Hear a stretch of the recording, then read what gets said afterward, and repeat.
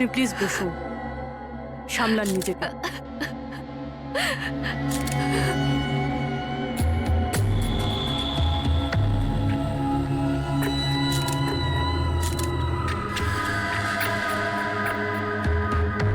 এটা কি?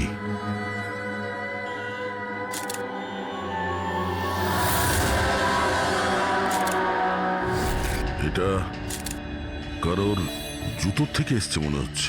কিন্তু স্যার ওই কেতনের জুতো তো পরিষ্কার, স্টুডিওর ফ্লোরেও এরকম দাগ কোথাও নেই। একটু স্টেপারটা দাও তো।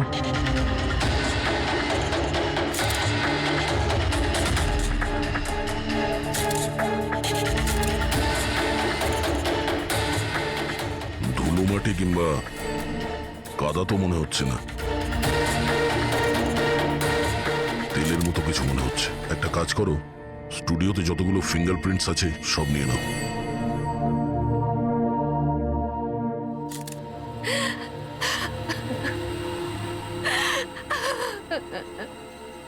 মায়াদেবী, আমি জানি যে এই সময়টা ঠিক নয় জিজ্ঞাসা করার জন্য, কিন্তু তবুও আপনাকে ডিস্টার্ব করছি। একটু ভালো করে মনে করে বলুন, আপনি পুরো ঘটনাটা ফোনে শুনেছেন? আচ্ছা, কেতন আর ওই লোকটার সাথে কি কথা হচ্ছিল? ও এসেই কেতনকে খুব বাজেভাবে মারছিল। কেতন চিৎকার করছিল খুব, জিনিসপত্র ভাঙার আওয়াজ পাচ্ছিলাম আমি। আমি কিছু করিনি। হ্যালো কেতন, কি হলো ভাই? আরে বল। ও কোনো ফটোগ্রাফের কথা বলছিল। স্যার, মায়া যেটা বলছে যে কেতন কেতন খুন হয়েছে একটা একটা একটা এভিডেন্সের জন্য। এভিডেন্স কি তাহলে ফটোগ্রাফ ছিল? স্যার, কেতন কোনো একটা কাপেলের ইনফরমেশন লিখে রেখেছে স্যার। এই দেখুন, এখানে নামগুলো লেখা আছে স্যার, জুহুতে থাকে।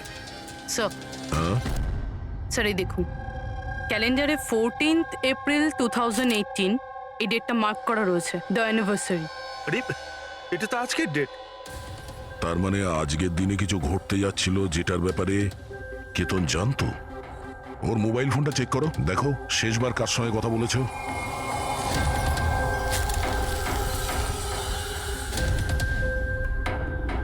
স্যার, টিম ক্রাফট ওয়ার্কারদের সঙ্গে কথা বলেছিল সন্ধে 8:30টায়।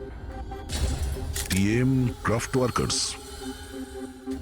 সেটাও আবার কেতন মার্ডারের ঠিক আধ ঘন্টা আগে। Hello, TM craft workers.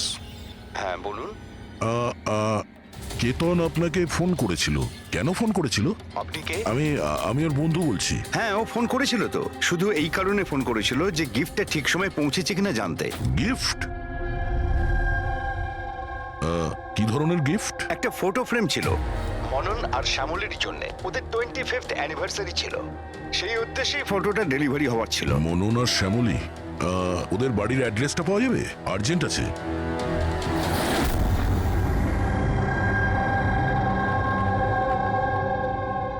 এই ফটোটা, এটা কে কে পাঠালো? পাঠিয়েছে? কেতন? কেতন? কেতনটা কে? আর এইভাবে আমাদের ফ্যামিলি পিকচার পাঠানোর মানেটা কি? হ্যাঁ, ও কি করে চিনলো আমাদের ফ্যামিলিকে? মনে হচ্ছে কেউ মজা করেছে। একেবারেই না। আপনি কে? সিআইডি। সিআইডি? কেতন নামের একজন বিখ্যাত ফটোগ্রাফার ছিলেন যাকে খুন করা হয়েছে। এই ফটোর কারণে। কিন্তু স্যার, একটা ছবির জন্য কেউ কাউকে কেন মার্ডার করতে যাবে? হ্যাঁ। কিন্তু স্যার, আমরা তো কোনো কেতন নামের লোককে চিনিই না। কেতনকে আপনি চেনেন না, তাহলে ও আপনাদের ফটো আপনাদেরকে কেন পাঠিয়েছে? জানি না। কিন্তু এরকম ফটো তো আমরা কখনো তুলিনি। আর না, এমন দেওয়াল আমাদের বাড়িতে আছে। স্যার, আমি তো কোনোদিনও দেখিনি। আর দেখুন না স্যার, এটা নকল ফটোগ্রাফ মনে হচ্ছে। আপনারা নিজেরাই দেখুন, এখানে দিদি আছে, জামাইবাবু আছে, কিন্তু এই চেয়ারটা ফাঁকা।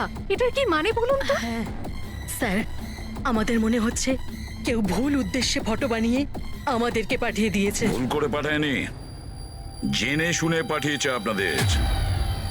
আর সেটাও নিজের জীবনের বলিদান দিয়ে। স্যার হয়তো কেউ মননের ফ্যামিলিকে মার্ডারের কেসে ফাঁসানোর জন্য এমনটা করেছে। আচ্ছা, আপনি কে? উনি হলেন আমাদের ফ্যামিলি ফ্রেন্ড মিস্টার বিক্রম। আচ্ছা, আপনাদের ফ্যামিলি ফ্রেন্ড। স্যার এতে একটা মেসেজও আছে, শি ইজ হাইডিং, সেভ হার। হয়তো কেতন আপনাদের কাউকে খোঁজার জন্য বলেছেন। খুঁজে বার করার জন্য?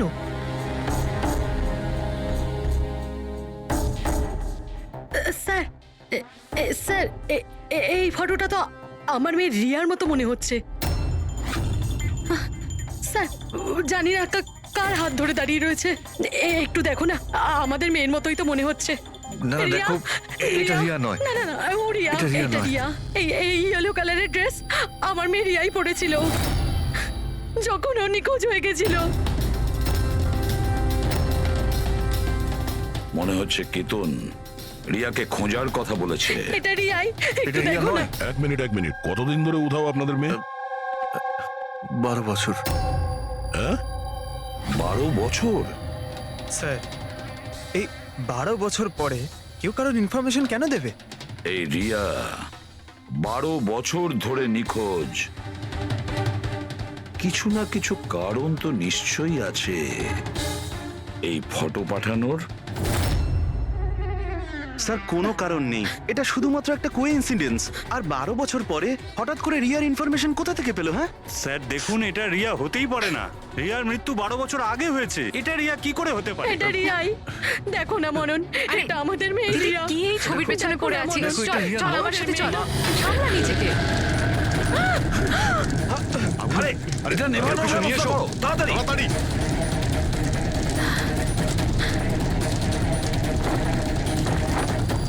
সাবধানে। স্যার এই ফটোটা তো পুড়ে গেল, এবার কি করব? কোনো ব্যাপার না, আরো একটা পেয়ে যাবো। পুরবি একটা কাজ করো, তুমি টিএম ক্রাফটে গিয়ে এই ছবিগুলো ডুপ্লিকেট কপি নিয়ে এসো। আর যদি ওদের কাছে না থাকে তাহলে কেতনের কম্পিউটারে নিশ্চয়ই কোনো ব্যাকআপ থাকবে, ওখানে দেখে নিও। স্যার মনন আর শ্যামলী, আপনারা কেতনকে চিনতেন নাকি চিনতেন না তাতে কিছু যায় আসে না, কিন্তু একটা কথা ভালো করে মনে রাখবেন, কেতন নিজের প্রাণ দিয়েছে আপনাদের সাহায্য করার জন্য। ও আপনাদের কাউকে বাঁচাতে বলছে, কেউ লুকিয়ে আছে তাকে খোঁজার জন্য বলছে। আরো কে আর কোথায় লুকিয়ে আছে সেটা তো আমরা খুঁজেই নেব। একটা কথা ভালো করে মনে রাখবেন, যতজন লোক এখানে আছেন তাদের মধ্যে কেউ শহর ছেড়ে যাবেন না যতদিন না আমাদের তদন্ত শেষ হচ্ছে। আমরা আপনাদের সবাইকে সন্দেহ করছি, সবাইকে। 1 মিনিটের জন্য মনন, শ্যামলী, আয়েশা আর বিহান এদের নকল ছবিটাকে এক পাশে রেখে এবার ওদের পেছনে যে দেওয়াল আছে সেটার উপর কনসেন্ট্রেট করতে হবে, এই ফ্রেমগুলো আর তার উপরে লেখা নাম্বারগুলোতে। এবার শ্যামলী ইশারা করেছিল এই ফ্রেমের ওপরে, 3 নম্বর ফ্রেমের ওপরে। হলুদ রঙের ফ্রক পরেছিল আর কারোর হাত ধরেছিল এই বাচ্চা মেয়েটি। শ্যামলীর কথা শুনে মনে হলো স্যার ফটোতে এই মেয়েটা ওর হারিয়ে যাওয়া মেয়েই রিয়া। আর তারপরেই message, she is hiding, save হার। কিন্তু স্যার বিক্রম তো বারবার বলছিল যে রিয়া মারা গেছে। হতে পারে এই মেসেজটা রিয়ার বিষয়ই, হতে পারে ও এখনো বেঁচে আছে। নিশ্চয়ই হতে পারে পুরবি, নিশ্চয়ই হতে পারে, কিন্তু কেতন এটাই বলতে চেয়েছিল এদেরকে, মানে মননের ফ্যামিলিকে, যে হয়তো রিয়া বেঁচে আছে আর ওর হেল্পের প্রয়োজন। কিন্তু স্যার ওর এত পরিশ্রম করার কি দরকার ছিল? সরাসরি ফোন করতে পারতো আর বলে দিত যা বলার আছে রিয়াকে নিয়ে, অথবা পুলিশকেও ইনফর্ম করতে পারতো। স্যার হতে পারে ওকে কেউ ভয় দেখিয়েছে, তাই তো বাধ্য হয়ে ও এটা করেছে। কেতন তো তার কর্তব্য করেছে আর আমরা তার পরিশ্রমকে ব্যর্থ হতে দেব না। পুরবি একটা কাজ করো, এই পুরো ফটোগ্রাফটা কোনো ভালো ফটো ল্যাবে নিয়ে যাও, আর এই পেছনে টাঙানো যে ছোট ছোট ফটো ফ্রেম আছে না সেগুলোকেও ভালো করে চেক করো। আর এটা যে দেখছো যে পেছনের ওয়াল, এটা আবার ফটোশপে বানানো হয়নি তো? আর রিয়ার নিখোঁজ হওয়ার এফআইআর এর কপি আমাদের চাই। কেতন মননের ফ্যামিলিকে তো নিশ্চয়ই চিনতো না, তাহলে অবভিয়াসলি রিয়াকেও ও চিনতো না। তাহলে ও মননের ফ্যামিলিকে এই ইনফরমেশন কেন দিল আর এভাবে কেন দিল? স্যার কেতনের খুনি নিশ্চয়ই রিয়ার ফ্যামিলির সঙ্গে যুক্ত আছে। এই সব কটা লোকের ফোন রেকর্ড চেক করো ফেডরিক, আর তার সাথে কেতনেরও ফোন রেকর্ড। আরো একটা কথা, মননের ফ্যামিলির ওপর কড়া নজর রাখো, আর তার সাথে ওর যে বন্ধু আছে না বিক্রম, ওর ওপরও দেখো। এরা কোথায় কোথায় যায়, কার কার সঙ্গে দেখা করে, কি কি করে, প্রতিটা বিষয়ের ওপর নজর রাখো, প্রতিটা পদক্ষেপের ওপর নজর রাখো। ওই কেতনের সঙ্গে যে কয়জন লোক কাজ করতো তাদের সঙ্গে দেখা করতে হবে। আপনারা দুজনে তো কেতনকে খুব ভালোভাবে চিনতেন, তাহলে ও কোনোদিন আপনাদের বলেছে কোনো ছোট বাচ্চার ব্যাপারে, জুহুর একটা ফ্যামিলির ব্যাপারে, ওর ফ্যামিলির পোর্ট্রেটের ব্যাপারে? আগে না স্যার, আমাকে এইসব ব্যাপারে কিচ্ছু বলেনি। আচ্ছা, কেতন কি শুধু আপনার জন্যই কাজ করতো নাকি আরো অন্য কিছু করতো, মানে অন্য কারোর জন্য ছবি তুলতো? কেতন আমার জন্য ফ্যাশন ফটোগ্রাফি করতো, পাশাপাশি অন্যান্য বড় হাউসেও এক্সক্লুসিভ ক্যাটালগ শুট করতো।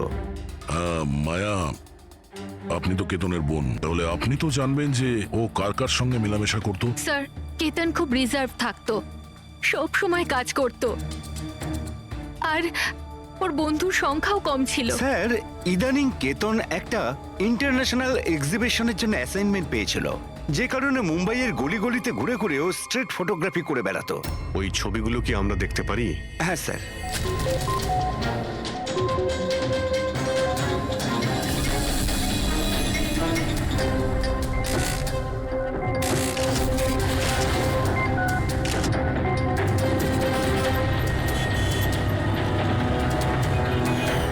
এত ভালো পোর্টফোলিও বানিয়েছিল, অথচ এক্সিবিশনে সাবমিটই করলো না। কেমন দুশ্চিন্তায় পড়ে গিয়েছিল।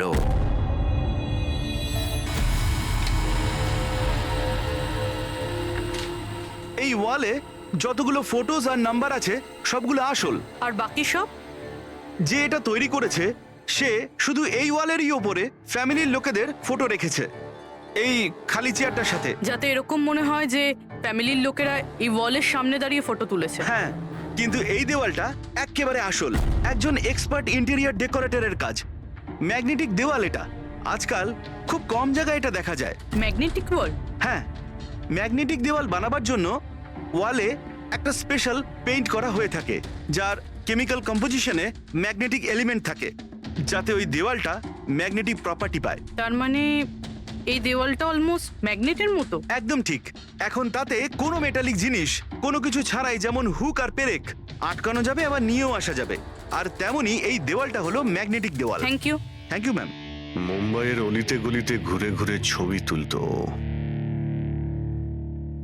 নিশ্চয়ই ওখানে ঘোরার সময়ও রিয়ার ব্যাপারে কোনো ক্লু পেয়েছিল, এখানকারই কোনো গলিতে।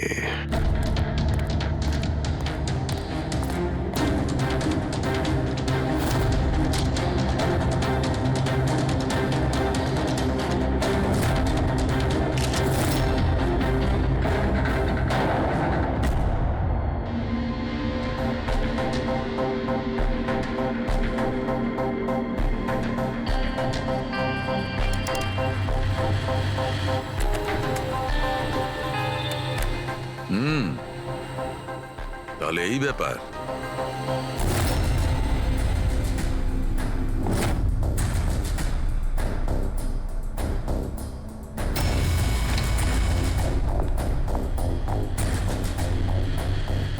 স্যার, এখানে দেখুন।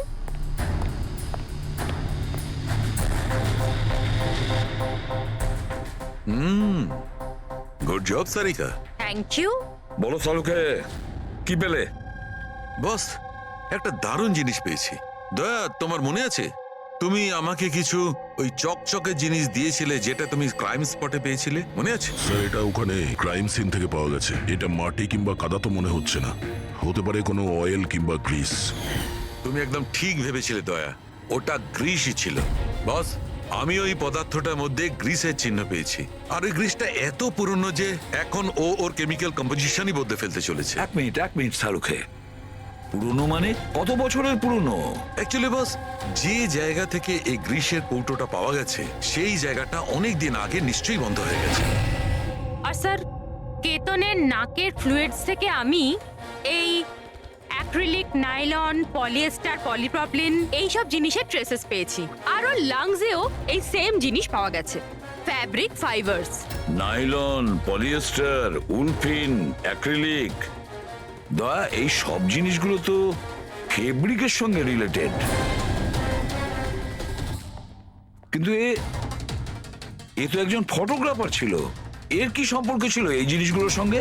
হ্যাঁ স্যার, যেখানে এ থাকে সেই বাড়ির আশেপাশে কোনো ফ্যাক্টরিও নেই, তাহলে ওই কাপড়ের টুকরোটা ওর লাংসে কি করে প্রবেশ করলো? হতে পারে এরকম কোনো জায়গায় ও যাওয়া আসা করতো। হ্যাঁ বস, কোনো ফ্যাক্টরি, কারখানা, মিল। আর বারবার যায় স্যার, তবেই এটা পসিবল। আর বারবার যেত কেতন এইরকম কোনো জায়গায়, কিন্তু কেন, কিসের জন্য?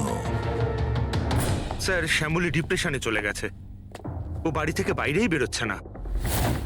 আর বিক্রম? বিক্রম আর বিহান প্রায় দেখা করে, জানি না ওদের মধ্যে কি নিয়ে যেন একটা ঝগড়া হয়। আর এই বিহান গিয়ে উকিলদের সাথে দেখা করে। উকিলদের সাথে? হ্যাঁ স্যার। আর আয়েশা ওর এক বান্ধবীর সাথে দেখা করতে যায়, কিন্তু ওর এই যে এই বান্ধবীটি ওর থেকে বয়স অনেক বড়। আমার মনে হয় না ওনার এই কেসের সাথে কোনো সম্পর্ক আছে। আর এই যে মনন না, কেতনের সম্পর্কে জানার প্রচুর চেষ্টা করে যাচ্ছে। আচ্ছা আচ্ছা, ফেডরিকো যে ফোন কল রেকর্ডগুলো ট্র্যাক করেছিলে তাতে কি জানা গেছে? কিচ্ছু জানতে পারিনি স্যার। ওদের যে রেজিস্টার্ড মোবাইল নাম্বারগুলো, তার থেকে কিচ্ছু পাইনি। স্যার। হ্যাঁ, ফটোগ্রাফসের প্রিন্ট বার করেছো? হ্যাঁ স্যার। স্যার, যেরকম আমি ফোনে বলেছিলাম ওই দেওয়ালটা আসল স্যার। ম্যাগনেটিক ওয়াল? হ্যাঁ স্যার। স্যার, কেতন এই সব ছবিগুলো ওই ওয়ালে লাগিয়ে এই ছবিটা তুলেছে, আর তারপরে ওই ফ্যামিলি ফটোটা ফটোশপ করে দিয়েছে। স্যার, এই ওয়ালের খোঁজ করতে বেশি সময় লাগবে না, ইন্টেরিয়ার ডিজাইনারের কাজ।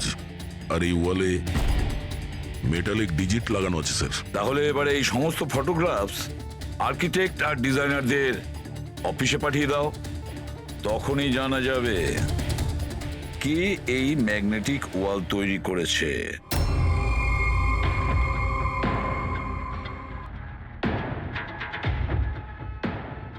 এই যে ফ্যামিলিটা বসে আছে, এর পেছনে যে দেওয়ালটা আছে সেটা কি আপনি বানিয়েছেন? না স্যার, একজন এনারাই ইন্টেরিয়ার ডিজাইনার আছে, ও নিজের বোল্ড আর ক্রিয়েটিভ ডিজাইন নিয়ে খুব ফেমাস। হতে পারে ওই এটা বানিয়েছে। অফকোর্স এটা আমারই ডিজাইন করা। ম্যাজিক লাইফ অ্যাডলভসের জন্য ডিজাইন করেছি এটা আমি। ইটস এ ম্যাগনেটিক ওয়াল। এই সমস্ত নাম্বার ম্যাগনেটিক ম্যাটেরিয়ালের উপর, যেটা বিনা কোনো হুক বা পেরেক ছাড়াই আমরা আটকাতে পারি আর খুলতেও পারি। কিন্তু কিন্তু কিন্তু আমার ডিজাইনের মতে তো এই সমস্ত নাম্বার সিরিয়াল ওয়াইজ ছিল, যেমন 1 2 3 4 5 6 7 8 9 10। হ্যাঁ, কিন্তু ম্যাম এতে তো নাম্বার 1320678 এটা কেন হলো? হ্যাঁ স্যার, হয়তো এটা কেতনই করেছে, কিন্তু কিন্তু এই ওয়ালের ছবি কেন তুলেছিল? এটা তো এখন ম্যাজিক লাইভ অ্যাড ল্যাবের লোকেরাই বলবে। স্যার, এটাই সেই ওয়াল যেখানে আপনি ছবিগুলো দেখিয়েছিলেন? হ্যাঁ স্যার, ওয়ালে ফটোর যে অ্যাকচুয়াল নাম্বার রয়েছে ওটা এটাই ছিল স্যার। ফটোজের মধ্যে যা চেঞ্জেস হয়েছে সেটা কেতনই করেছে স্যার। কেতন, এই নাম্বারগুলো অর্ডারে ছিল তাই না? তুমি শুধু 320 এইসব নাম্বারগুলো বদল করে তাদের তলায় স্পেসিফিক ফটোজ কেন লাগিয়ে দিয়েছো?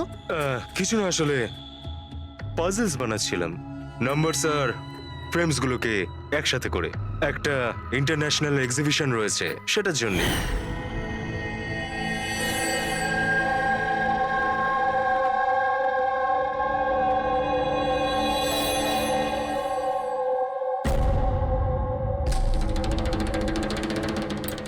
আপনারা কেতনকে পারমিশন দিয়েছিলেন কি করে এসব করার জন্য? আসলে স্যার, কেতন আমাদের সাথে আগেও কাজ করেছে।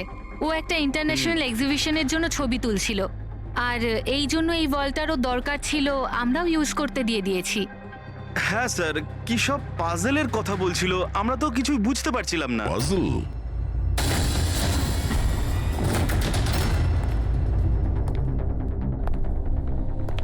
এই নাম্বারগুলো তো পাজলের। ওই পোর্ট্রেটে 3206 ছিল, আর ওর নিচে যে ফটোগ্রাফসগুলো আছে, আচ্ছা ওগুলোই পাজল নয় তো? হতে পারে কেতন আমাদের ওই ফটোগ্রাফের দ্বারা রিয়ার গল্প শোনাতে চেয়েছিল?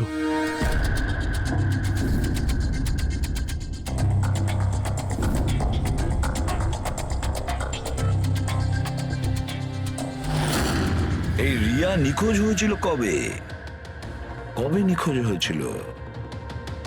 রিয়ার মিসিং এর এফআইআর এর কপি আছে না? হ্যাঁ স্যার। স্যার, ওর এই কেসের সঙ্গে কি কানেকশন? ওই কেসটা তো স্যার অনেক বছর আগে বন্ধ হয়ে গেছে, কিন্তু জানি না কেন দয়া, আমার মনে হচ্ছে রিয়ার এফআইআর এর সঙ্গে হয়তো আমাদের কেস সলভ করার জন্য কোনো সূত্র পেতে পারি। FIR 82217 in Mumbai PS. FIR এর ডেটটা দেখো দয়া, এই দেখো 3206। 3/2/2006, মানে এটা ডেট? একদম ঠিক বলেছো। 3206 3rd ফেব্রুয়ারি 2006। দিদি ভরসা রাখো। জানি না আমার মেয়ে কি অবস্থায় আছে। আপনারা মজা করছেন না তো? আপনারা সত্যি আমার মেয়েকে খুঁজে বার করবেন? ও অ্যাকচুয়ালি বেঁচে আছে কি? আপনার মেয়ে বেঁচে আছে এটা শুনে আপনার খুশি হওয়া উচিত, আর আপনি এইভাবে কথা বলছেন। ড্যাড, আমার বোন রিয়া বেঁচে আছে। স্যার, কোথায় ও? দেখুন, আমরা খুব তাড়াতাড়ি রিয়ার অ্যাড্রেসটা খুঁজে পাবো। সেই জন্য আপনারা যা জানেন আমাদের বলে দিন। শেষবার আপনারা ওকে কবে দেখেছিলেন, ওর সঙ্গে কি হয়েছিল, আর এক্স্যাক্টলি ও নিখোঁজ হলোটা কি করে? কিন্তু স্যার, এই 4টে ছবির কি মানে হতে পারে? কিন্তু নিশ্চয়ই আমাদের রিয়ার বিষয়ে কিছু বলবার চেষ্টা করেছিল।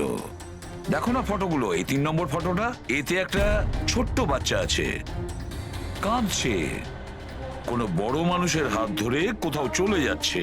2 নম্বর ফটোতে রিয়া অনেকটা বড় হয়ে গেছে, এমন জালের পিছনে রয়েছে, মনে হচ্ছে কেউ ওকে জালের মধ্যে বন্দি করে রেখেছে। এই 3য় ছবি, এটাতেও মনে হচ্ছে যেন কেউ ওকে বন্দি করে রেখেছে। আর স্যার, এই যে শেষের ফটোটায় কেউ ওকে জড়িয়ে ধরেছে আর পিঠে ছুরি মারতে যাচ্ছে। স্যার, এমন মনে হচ্ছে যে কেতন এই ফটোগ্রাফের দ্বারা রিয়ার গল্প বলছে। এক্স্যাক্টলি। দেখো, রিয়া ছেলেবেলায় কিডন্যাপ হয়েছে, তারপরে ওকে বন্দি করা হয়েছে, আর তারপরে ও যখন 18 বছরের হয়েছে তখন ওকে শেকলে বেঁধে রাখা হয়েছে। আর তারপরে ও এমন কাউকে পেয়েছে যে ওকেই মারার প্ল্যান করছে। এমন কেউ যাকে রিয়া বিশ্বাস করে। তার মানে স্যার, কেতন একদম বুঝে শুনে মডেলদের এমন ছবি বানিয়েছে যাতে সত্যিটা সামনে চলে আসে। সেই কারণেও কেতনকে রাস্তা থেকে সরিয়ে দিয়েছে।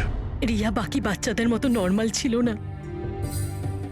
ওর স্বভাব ওর বয়সের বাচ্চাদের তুলনায় অনেক আলাদা ছিল। এই জন্য সব সময় ওর ওষুধের প্রয়োজন পড়তো। যখন ও ওষুধ খেত না, ওর মাথা ওর কন্ট্রোলে থাকতো না। ও যা ইচ্ছে করতে পারতো। ও নিজের ক্ষতি করতো, এমনকি নিজেকে মেরে ফেলারও চেষ্টা করতো। আচ্ছা, এই রিয়া নিখোঁজ হলো কোথা থেকে? আমরা ওকে স্পেশাল বাচ্চাদের স্কুলে ভর্তি করেছিলাম। ও ওখান থেকেই নিখোঁজ হয়েছে।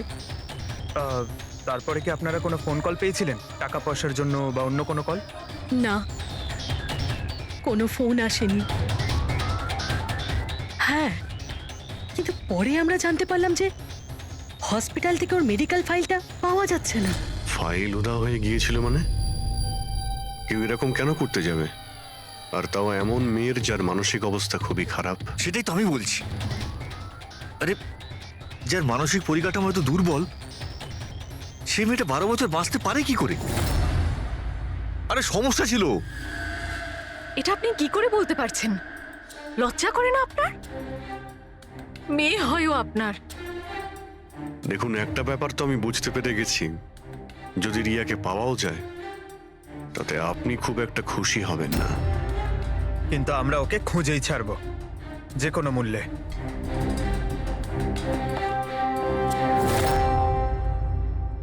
দয়া, এই ফটোটাকে মন দিয়ে দেখো। দেখো, রিয়া বড় হয়ে গেছে, 18 বছর বয়স হয়েছে ওর, কিন্তু ওর পায়ে শেকল পরানো আছে। স্যার, এই পেছনে এই জানলা কার্পেট দেখা যাচ্ছে। মনে পড়ছে সারিকা কি বলেছিল? কেতনের নাকের ফ্লুইডস থেকে আমি এই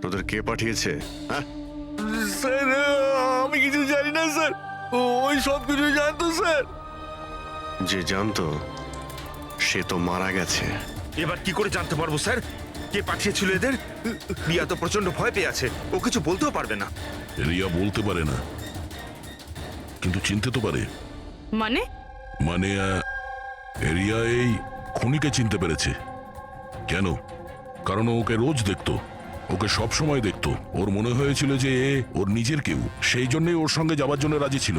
তাহলে রিয়া হয়তো তাকে নিশ্চয়ই চিনবে, যে এখানে ওকে 12 বছর ধরে বন্দি করে রেখেছে, যে ওর সঙ্গে রোজ কথা বলে।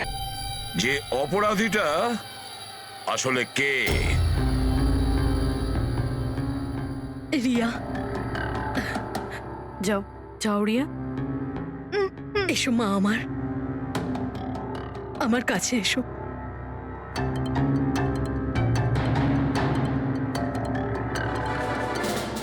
রিয়া,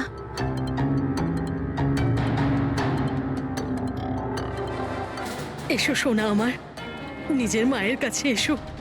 এসো এসো মা আমার,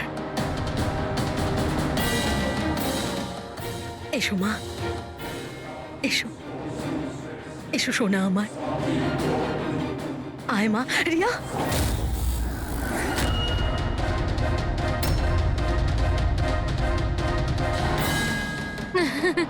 এ তো অবাক কাণ্ড শ্যামলী দেবী। আপনার মেয়ের সাথে 12 বছর পরে দেখা হচ্ছে, কিন্তু সে আপনার কাছে যায়নি, ওর মাসিকে জড়িয়ে ধরেছে। সেটা কিভাবে হলো? রিয়া, আরে আসলে শোন মা, ওটা তো আমি ওর মায়ের মতো, তো তাই খুব ভালোবাসে ও আমাকে, সেই জন্যে। আরে বাহ মাসিমা, আপনাকে এত ভালোবাসে যে রিয়া নিজের মাকে চিনতেই পারলো না, কিন্তু আপনাকে চিনতে পারলো। কি? আর জানেন কেন?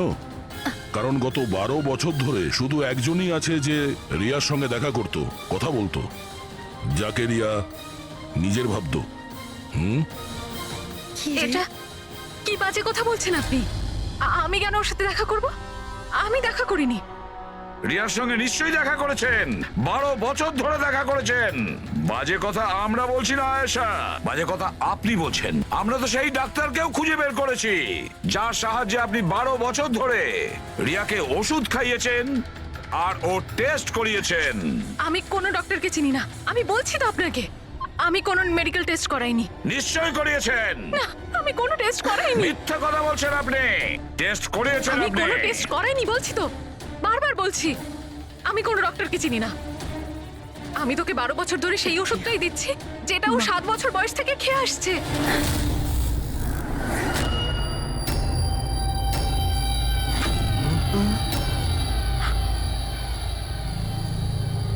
এসে গেলেন না?